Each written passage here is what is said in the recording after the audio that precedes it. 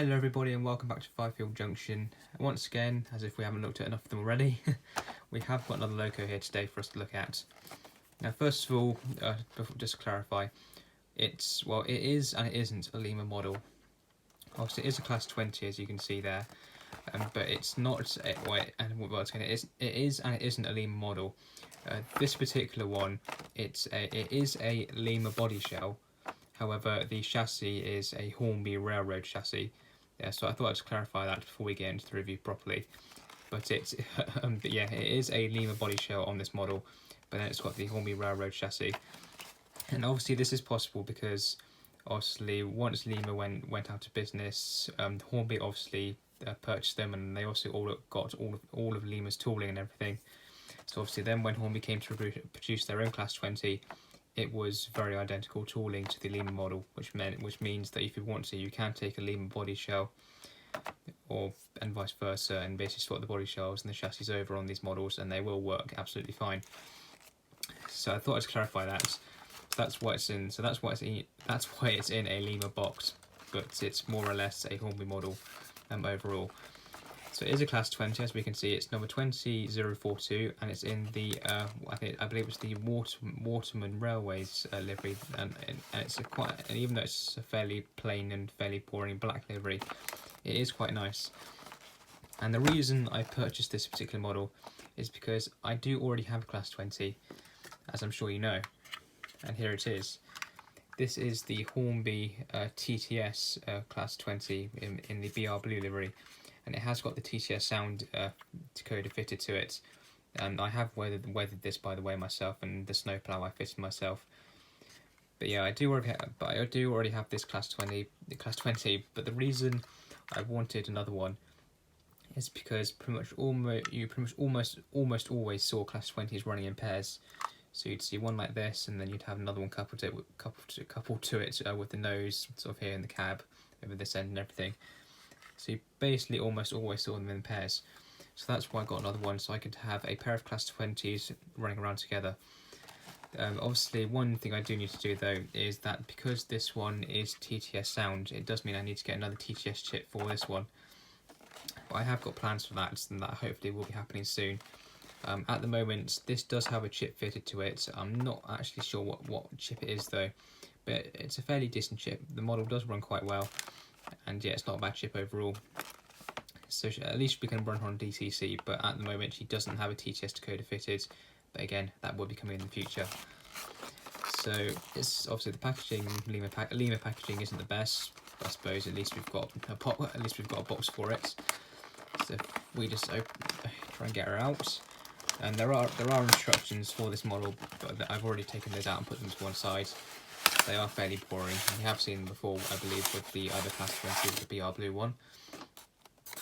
So we've got the loco there, loads of bits of foam around it. This is a second-hand model, by the way, which is probably why all these bits of foam around, well, there's a styrofoam around it, because obviously these wouldn't have been here when the model was new.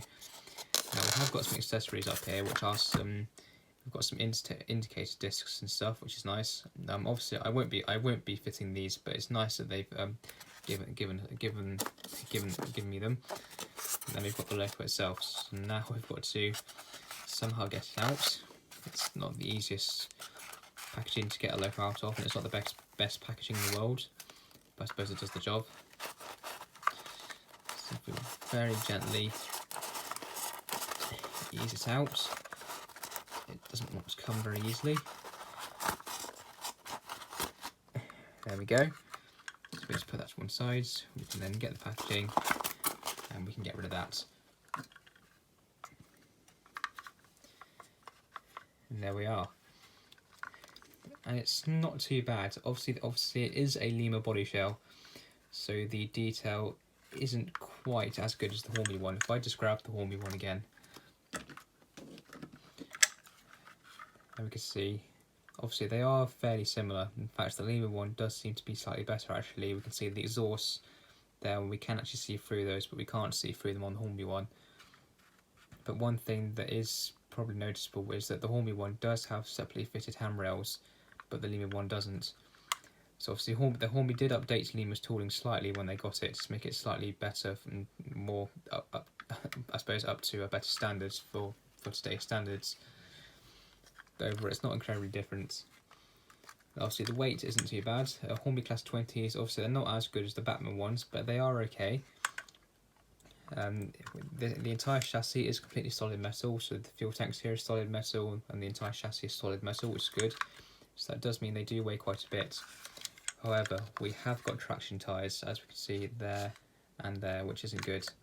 Now, we don't like traction tyres, but I suppose they help the loco grip the track better, but then, yeah, we don't really like traction tyres.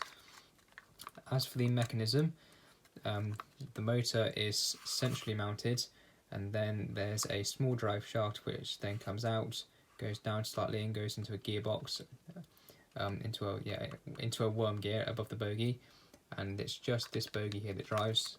This one just picks up electricity. The couplings are NEM couplings. You can probably see here that I have actually trimmed the couplings down a bit here, and that's because the couplings do hang down enough that they do catch on points and stuff when the loco's running around, so that's why I've had to trim the couplings down. But yeah, overall she's not too bad. The livery application is really good. We can see the running number there, and we've got the logo there, which looks really nice. Obviously, apart from that, there isn't much else to do with the livery. We've just got, well, it's just black, and then we've got a grey roof. But overall, she's not too bad. Then obviously we have got some yellow on the ends, which is nice. There is actually, even though you can't see it, there is a tiny bit of cab detail. They have actually moulded in some seats and stuff inside, into the metal chassis. But obviously you can't see them, so I don't really know why they did that, but they have done it. But yeah, obviously there isn't a lot to talk about because there isn't really a lot of detail or anything. But overall, she's not too bad. She's got good weights, which is a positive, I suppose. The motor, I believe it might just be a 3-pole motor. It might be a 5-pole motor, but I believe it is just a 3-pole motor. And this, I have already run. This model has been run in. I did run it in the day I got it. Since she's a pre-owned model, I just ran her for 15 minutes in each direction, just to get her sort of used to running again, because I believe it probably had been quite a while since she ran. Even though I only ran her for 15 minutes in each direction, the motor did get incredibly hot. When I took the body off after running her in to check everything was okay, I touched the motor and I literally almost burned myself because it was so hot. The chip obviously was warm, and obviously you do expect that, but I really wasn't expecting the motor to be as hot as it was. It really was very hot. So I don't know if maybe there's something wrong with the motor. She does run nice and smoothly, but I don't know. I don't think a motor should get as hot as it did. It really was. I literally couldn't touch it for more than a couple of seconds because I would have ended up burning my finger. It was that hot. But hopefully everything should be fine. Obviously, when I'm actually running her, I doubt I'll run her for that long. Obviously, she was running probably for a total of about 35 minutes without a break. But yeah. Well, hopefully there's nothing wrong with her, but anyway, enough of that aside.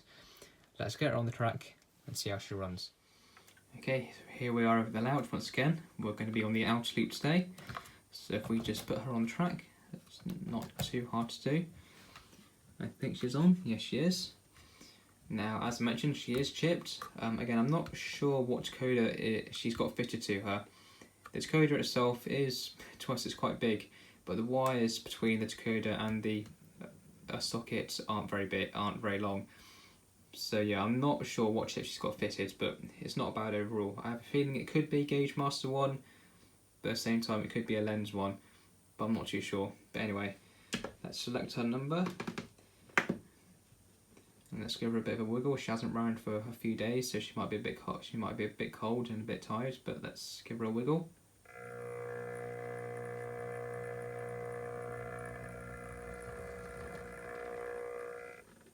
She is very noisy. That's definitely something.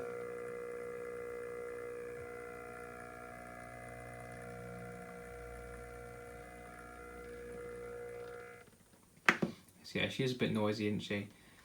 But let's get her run around the layout, get her warmed up, and see what she's like.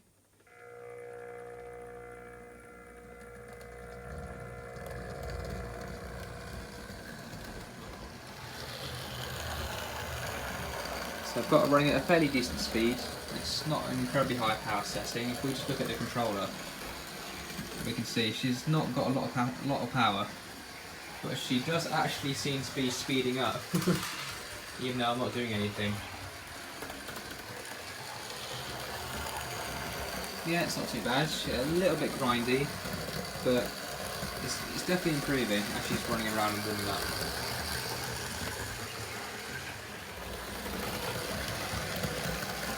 She is running quite fast. That's yeah. I might need to slow her down a bit.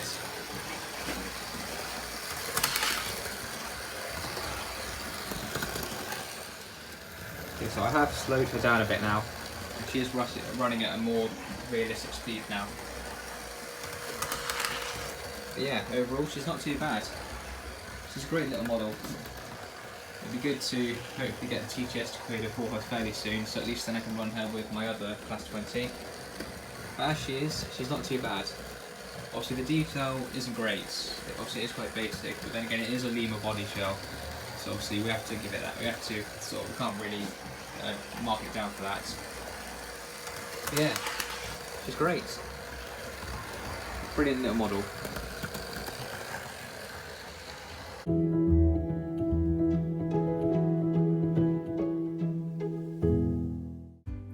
Hey guys, thank you for tuning in to check out this video. Feel free to give it a like, be sure to leave a comment, and if you haven't already, be sure to hit that subscribe button. Thanks for watching.